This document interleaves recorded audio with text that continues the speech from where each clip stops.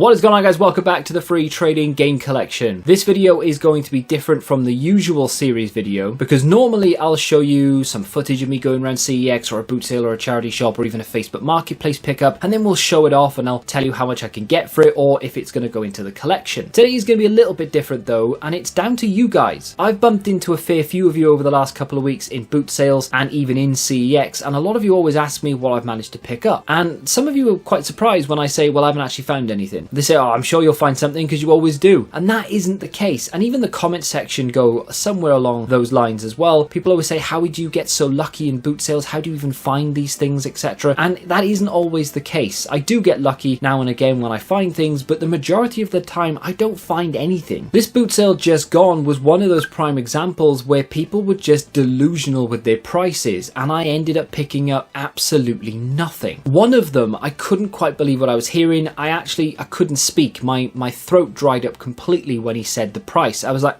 okay. My eyes started to water. It was ridiculous. If you're not accustomed to car boot sales, then you may be thinking, well, the prices these people are asking are actually not that bad. What are you talking about? But when you go to a car boot, you can't test these items. So if the controller that you're buying, for example, doesn't have charge, you have to assume that it works, which is a bad thing to do, because if you buy it on the assumption that it does work, and we've talked about this before, of course, you take it home and it doesn't, you now have a faulty item that you've paid up for. So when you go to a boot sale and you're buying an item that you don't know works, an electrical item that you need to plug into an outlet, for example, you need to buy it on the assumption that it is broken. So if I'm buying something to sell, I need to assume that I can sell that as a faulty item. So if I can sell it faulty for £10, I'm happy to pay £10 because I know my money's safe. So when people are asking 15, 20 quid for a controller that I'm probably going to be able to sell for 15, 20 quid, and I don't even know if it works, it's not a good deal. Whether you want to keep it, whether you want to sell it, it doesn't matter. It's not a good deal. Unless you know the person or they give you their number, and even then, are they giving you the real number? Who knows? I tend to stay away from those kind of deals. Of course, when you buy video games, the same thing can apply. You don't know if the disc works, for example. But when it comes to video games, it's far less likely that a game won't work than it will work. So I only really apply that logic to electrical items, but then you get the things like Mega Drive games and SNES games, for example. These things are cartridges, and it's the same with DS games, I guess, maybe even Switch games. If the pins are damaged, that's when you run into problems. 9 times out of 10 with a disc, you can see if it has scratches, a deep scratch, a crack in the spindle, for example. But when it comes to cartridges, the pins can be damaged and it doesn't really look that bad, or it doesn't look damaged at all, but they just won't read. This seller was selling Mega Drive games, and he had a few other things as well. His prices were up there, let's just say, but he had some pretty good condition Mega Drive games. They were in cellophane to protect them from any further damage, and there was a guy trying to negotiate for 2 very cheap games. I think one of them was Fantasia and the other one I can't quite remember, but it was a very cheap game. It was like an £8 game at best. He ended up paying £25 for both of these. Now I know that Fantasia I think is a £12 game. The other one, like I said, is about an £8 game. So he paid up £5 for these because of the condition. Now I understand this, people love to have really nice condition stuff, and I looked at an Aladdin that he had on the table and it was in the cellophane, but from what I could tell it was pretty good. It looked really, really nice. So paying up for Mega Drive games at a boot sale is one thing. I wasn't really going to be paying above CEX price for slightly better condition things.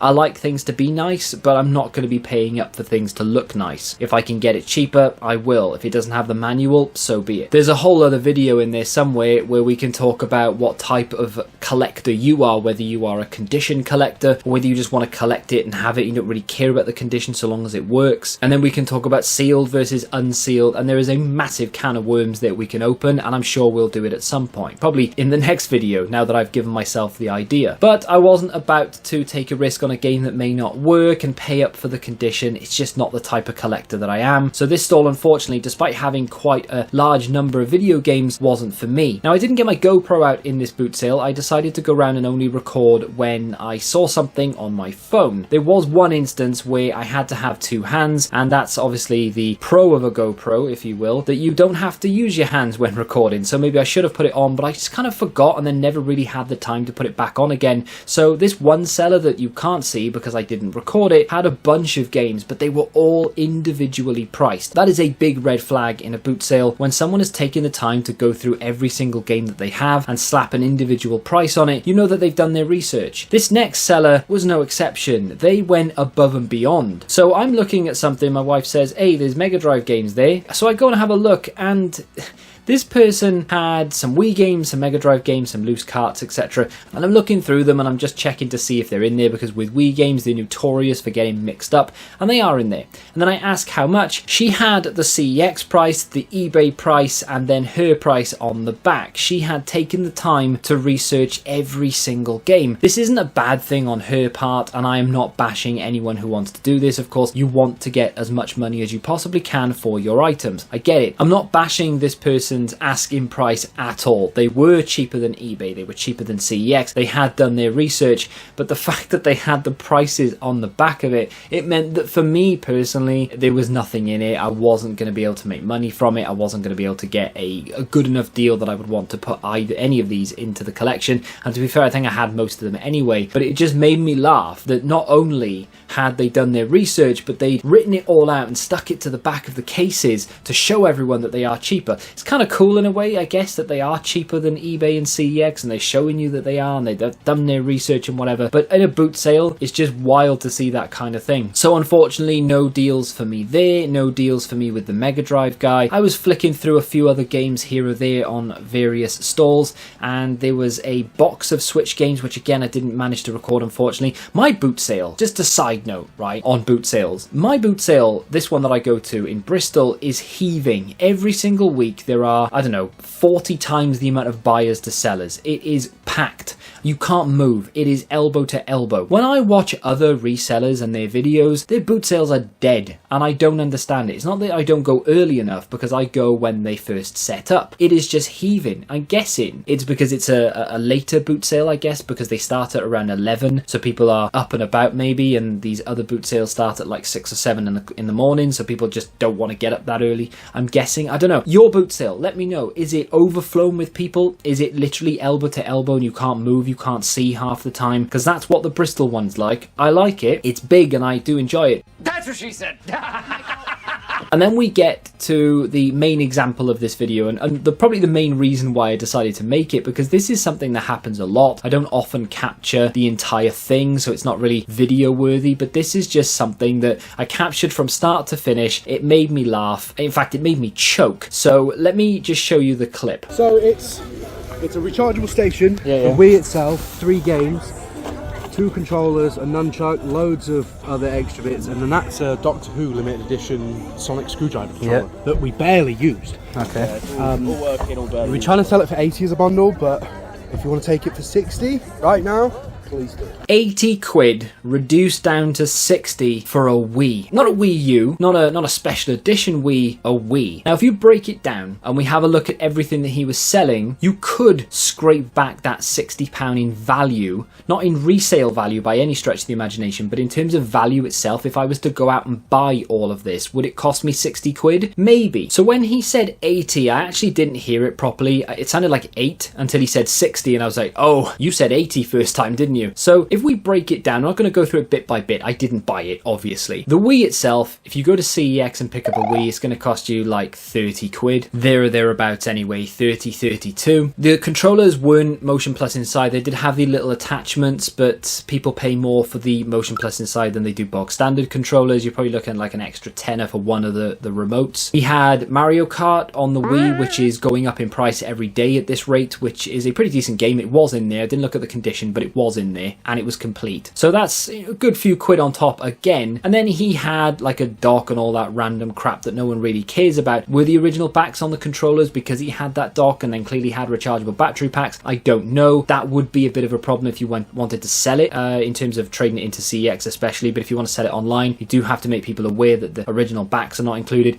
One of the bigger ticket items in there though was the sonic screwdriver controller from Doctor Who. They actually sell this in CEX for around 25 quid, and you can buy it on eBay for around 20 as well. So all in all, if you wanted to buy that from CEX, you would be paying more than 60, and there were some extra games underneath. They weren't anything special from what I could tell at first glance, but there were some games there, some random accessories and things, and not really once, but still it was included. If you're not used to going to boot sales, you might be thinking, well, that's not bad. £60 for all that. If you wanted to buy it in CEX, you would be paying more than 60. But in CEX, you have things like the warranty, for example. You have a 2-year warranty when you buy something from CEX. So if that console wasn't working when I went home, screwed. If I bought one in CEX and I took it home and it wasn't working, I take it back, I get another one, or I get my money back, whatever I want to do. But when it comes to a boot sale, I need to hope that it's working. I've had a couple of Wiis in the past, not that long ago actually. In fact, I have one behind me. It's faulty. And Wii remotes lately, I have found a hell of a lot of Wii remotes that don't work. So you have to take all that into consideration. That sonic screwdriver does look very dainty and delicate, so there's a very good chance that that could have been broken as well. I mean, let's just say, for example, that everything there was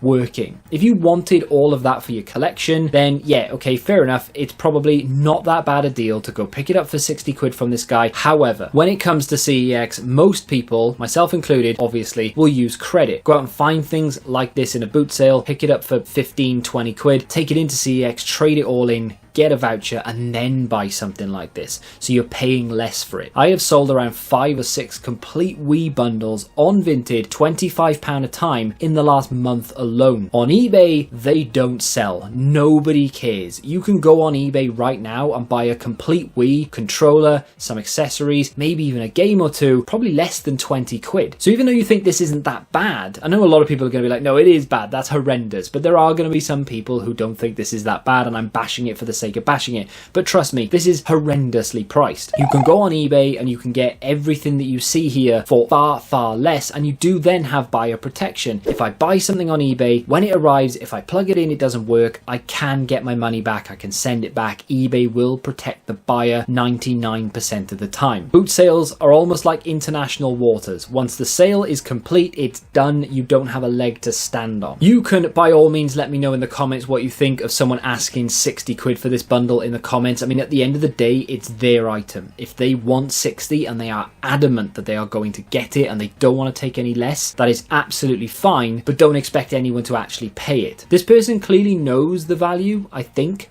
but it's retail value. It's not secondhand boot sale untested value. So this is one of the reasons why the videos have kind of slowed down a little bit and the pickups are not as extravagant as they have been in the past. People are asking way too much at the moment for things in boot sales. I'm not really sure why all of a sudden everyone is asking top dollar for things. The other reason is that Facebook Marketplace is drier than I've ever seen it. The odd thing that does get uploaded, again, is very much like this Wii bundle. People are asking far too much. What is the most outrageous price you've ever been given for something in a car boot? And you've asked, how much is this? And then they've just given you a price that's almost floored you. Honestly, this isn't the most outrageous, but it was one of those where I was like, 80 quid? Couldn't believe it. If you want to check out another video from me where I actually do pick something up, you can click here, and until the next time, goodbye.